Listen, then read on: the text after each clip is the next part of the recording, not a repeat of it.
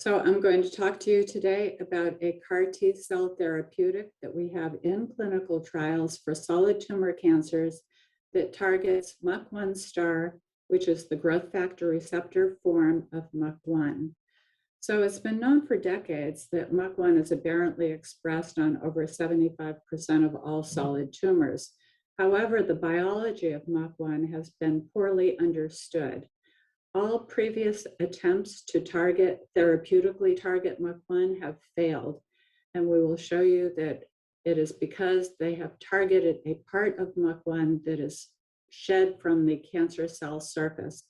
So here we're showing a cartoon on the left of Muk1 as it exists on all normal epithelial cells.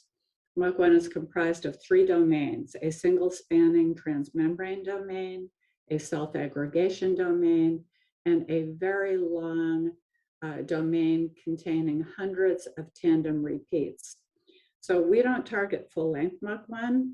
We target this part, which is the cleavage product, Muk1 Star.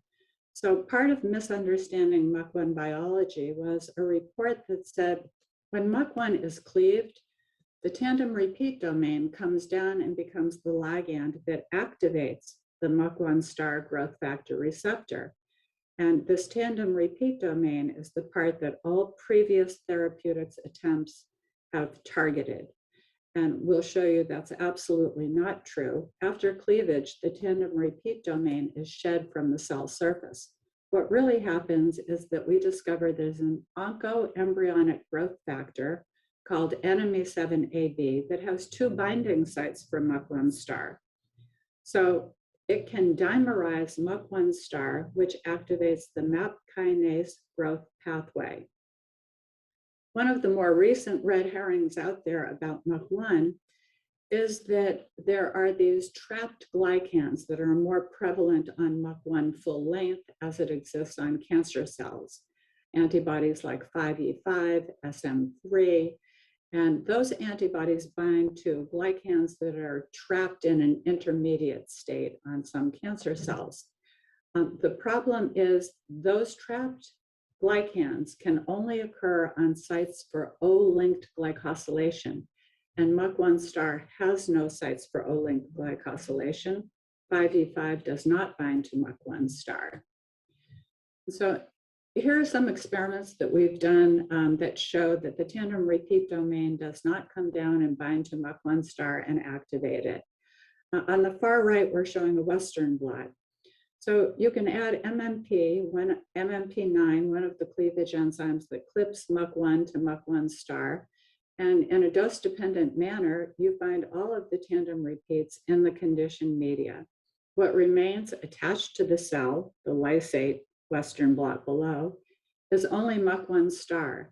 And in the middle, we have a bar graph of flow cytometry showing, again, if you add MMP9 to cells only expressing full-length Muk1, you get, again, a dose-dependent recognition of Muk1 Star by our lead antibody, MMC2.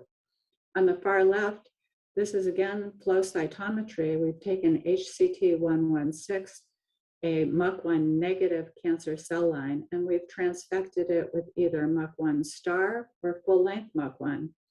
And what these plots show you is that our antibodies do not bind to full-length Muk1. They only bind to Muk1 Star. This is because they recognize an ectopic site that is folded over in full-length Muk1.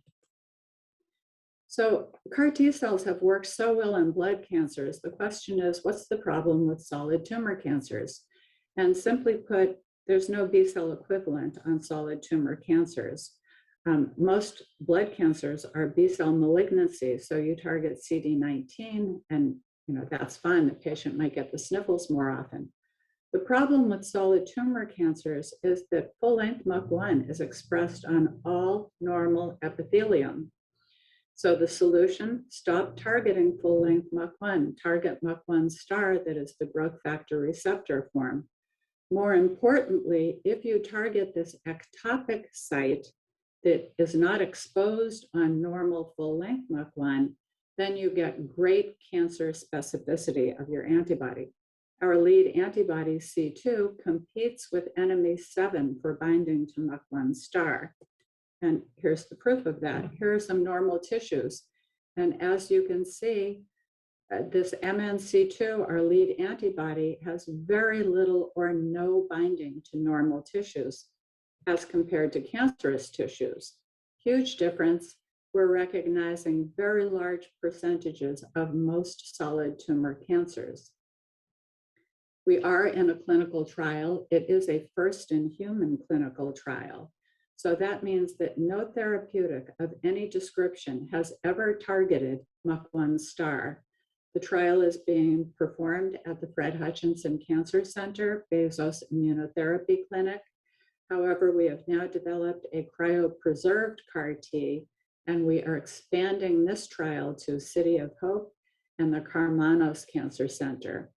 We use a lentiviral vector manufactured by Lentigen, and we use Covance as our CRO for patient database monitoring.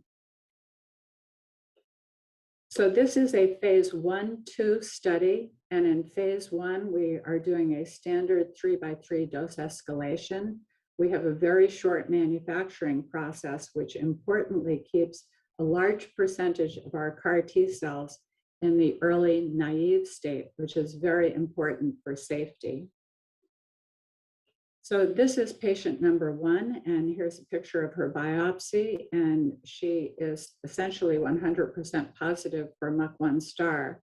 This patient's cancer had progressed through 14 previous lines of chemotherapy, and she, however, had great CAR T cell expansion, despite being heavily dosed with dexamethasone, a steroid given to help with her breathing when she developed a lung infection from a permanent lung catheter.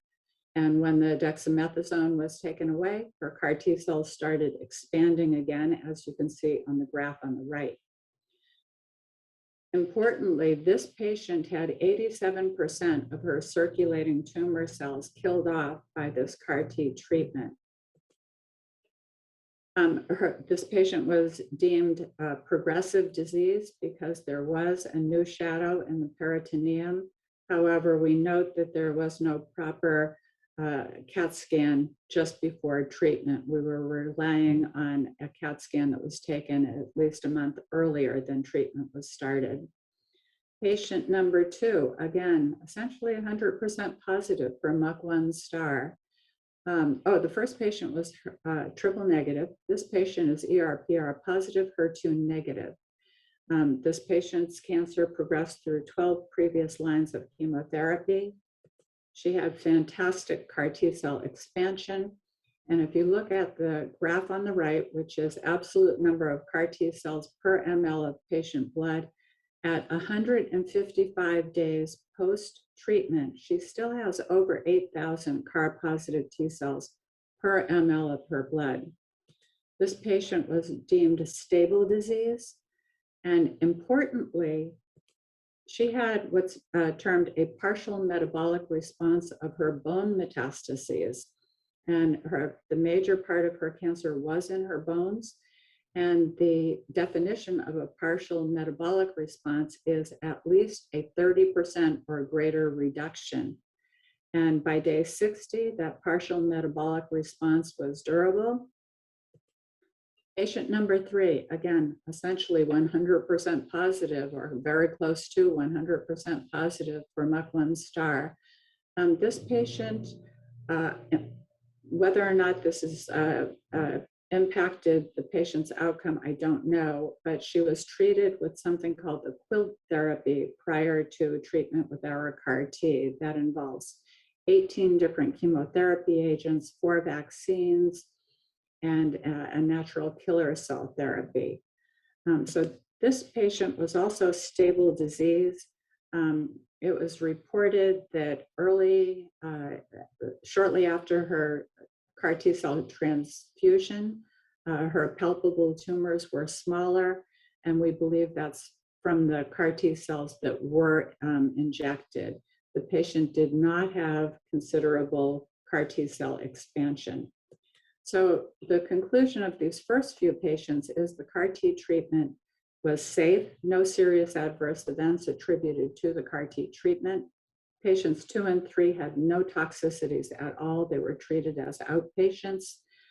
We had 2 stable disease, including one of those had a partial metabolic response to the bone metastasis. And the first patient, 87% reduction in her circulating tumor cells. So I'd like to switch to a minute about what's in our pipeline. We have an antibody against enemy 7AB, which is the oncoembryonic growth factor that activates the Muk1 Star growth factor receptor. On the left, we're showing photographs of human blastocysts that secrete this naturally occurring growth factor, enemy 7AB, that activates Muk1 Star. This should be turned off during embryonic development, but we're seeing it in all kinds of cancers and cancerous tissues: breast cancer, lung cancer, pancreatic, prostate cancer. Here we're showing on the right-hand column a mouse injected with metastatic cancer cells. And by day 10, the mouse is totally metastatic. We begin treatment with our antibody. The mouse is almost cleared at day 17, but there's a little cluster of cancer cells. We take away the antibody therapeutic, let it grow back, and then we inject again with the antibody, and within 4 days, the mouse is clear.